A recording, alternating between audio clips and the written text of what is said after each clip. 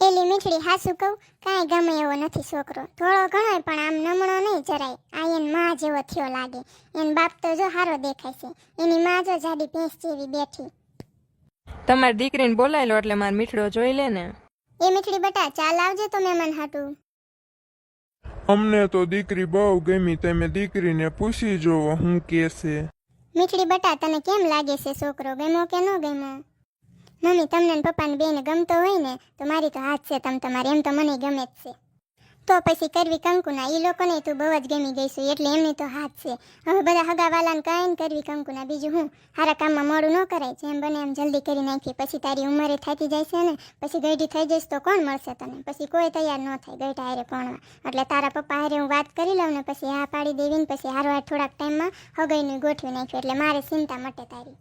એલી આમ જોતો અમે બે મેસિંગ કર્યું. કાલ છે ને સંપાભાઈ કહેતા હતા કે છોકરો દૂધિયા કલરના કપડાં પહેરીને આવવાનો છે, તો દૂધિયા કલરનું નહોતું ને મારી પાસે, તો ઓલી ભૂરડી પાસેથી લઈ આવી પહેરવા. આમ જોતો એ બેઠો છે કેવો, પાછો પગ ઉપર પગ ચડાવીને અસલ શાહરુખ ખાન જેવો લાગે. કાલી મીઠડી મુझे તો લડકા અચ્છા લગા તેરે લીએ. હા એલી મીઠડી પણ તાર મમ્મીએ ખાસું કીધું, હવે તું થોડીક ગઢા જેવી લાગે સત્ય, એટલે જેમ બને ને એમ જલ્દી કરી નાખ, પછી આના જેવો છોકરો ક્યાંય નહીં ચડે તને. નવરી નહીં, તાર માં લાગતી છે ગઢા જેવી, હું તો કાંઈ નથી લાગતી, હું તો હજુ જવાન જ છું. તાર માને જઈને કહેજે, ઓકે?